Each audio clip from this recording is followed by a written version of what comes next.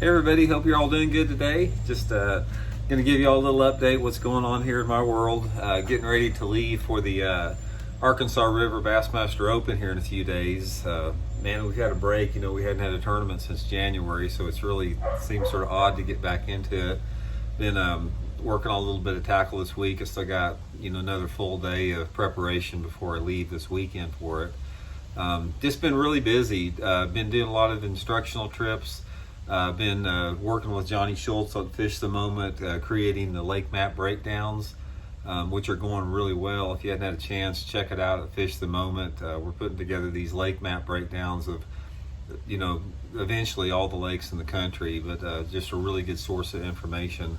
You can check it out on Johnny's website, Fish the Moment. But yeah, just been busy with all that, taking care of the kids, trying to fish with the family a little bit, and just sort of enjoying the summer, enjoying being in shorts right now, trying to spend as much time in the gym as I possibly can. My wife Kim, she's started becoming a power lifter, and she's been doing a lot of powerlifting training, basically trying to get ready for some competitions this summer. So we've both been in and out of the gym quite a bit. I can't quite keep up with her 385-pound back squat, but I give it a try anyway. But anyway, hey, one of the things I wanted to talk about today, a little bit, not really off the subject, but a little bit to the side, is the name of my channel is it's called Intuitive Angling, and I really wanted to talk a little bit about that because I think that's one of the most overlooked aspects in bass fishing is the intuitive part that we all possess in our fishing. So much of the stuff that we have right now, it's all intellectual information and technology, whether it be electronic technology, whether it be the techniques on lure technology, techniques on YouTube, that type of stuff. There's just a lot of stuff out there that has to do with learned knowledge of bass fishing. And while that is, invaluable, you can't replace it. You have to have a great understanding of fish movement, fish positioning, how weather patterns affect fish, and basically how they move and how to generate strikes. The aspect that I focus on, and I always have, is the intuitive aspect of the fishing. And, this is something that everybody possesses, and some people are a little bit more aware of it than others.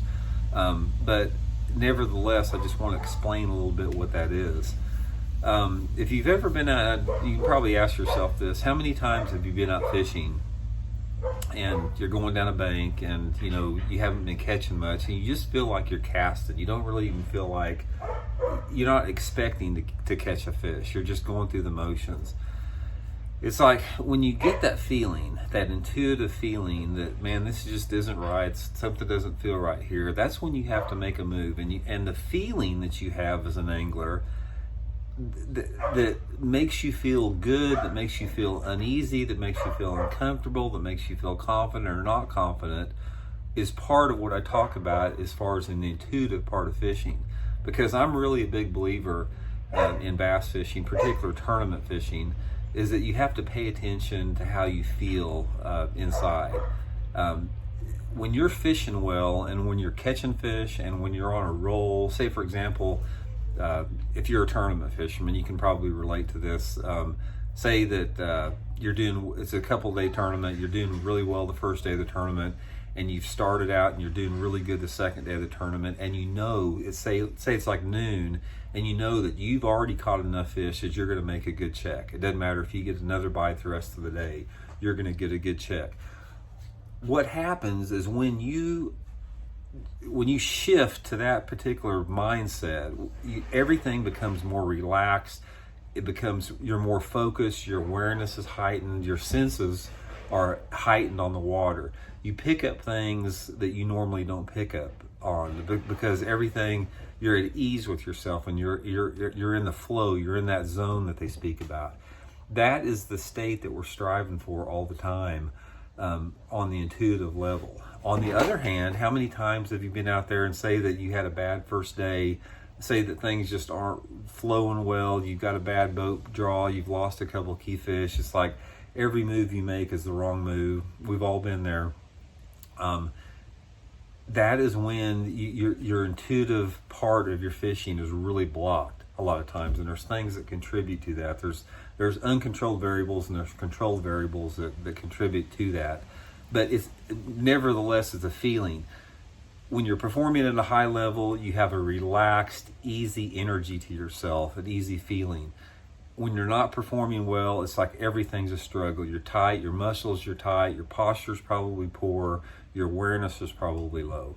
So the thing that you're trying to do is you're trying to tap into that intuitive part of your fishing as much as you possibly can, which we all try to do, but it's something that can be extremely difficult to do. It's not something that you can just summon up at any time. It's something that if it was that easy, everybody would do it as soon as they got on the water and they'd fish at their top level all the time. But there's things that happen that keep you from that. But some things that I'm talking about that can help you with that is basically the first thing that you have to do, regardless how your day's going, is you have to take a deep breath, you have to step back, and you have to relax and slow down. The worst thing that you can do in bass fishing to affect your intuition and your mental abilities is to fish too fast and you're fishing uptight. When you're out there relaxed and you're flowing just almost like it was another practice day, that's when your decisions come about the best. That's when you make good decisions. That's when you're casting the best. That's when your boat positioning is the best. Everything seems to flow. So the biggest advice I can give you in that is to simply just take a step back, relax, slow down, take a deep breath.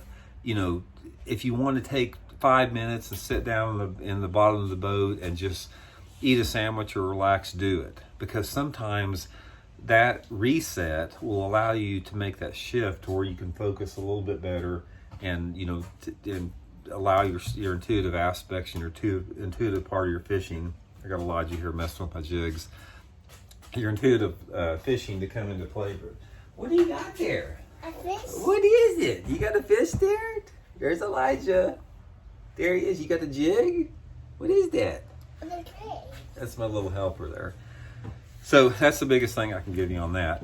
But anyway, without going into this big old long drawn out video, I just want to really reiterate is when you're trying to elevate yourself to become the best anglers you can, you got to use every part of that. Use your intellectual part of your being, use your intuitive part of your fishing, and just incorporate that together and try not to make, one more of a priority than the others.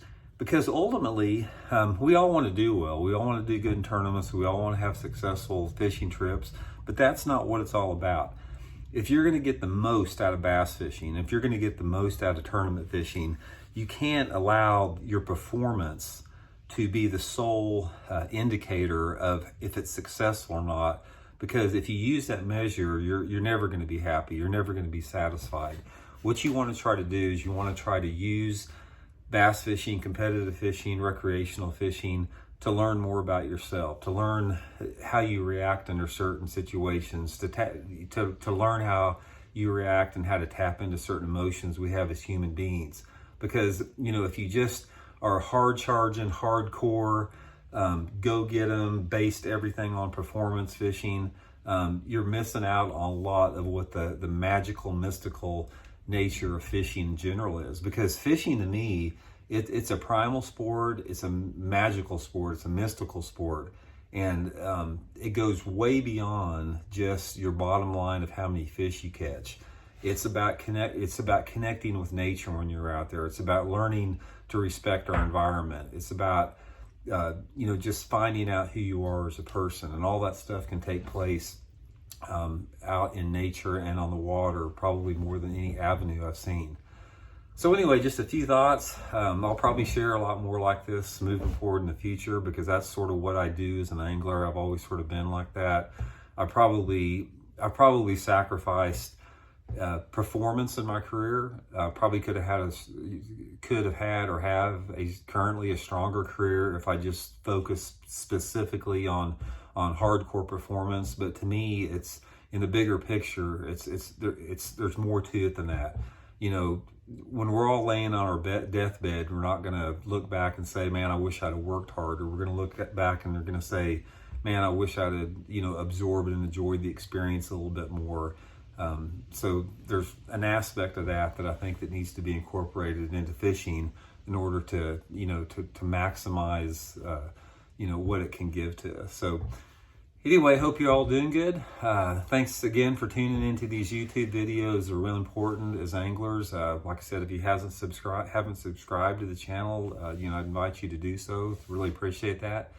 And I'm going to get back here. I'm going to start working on some tackle. Hopefully have a good tournament down at the Arkansas River next week. And hope you guys are having a good summer, and we'll check in later. See you.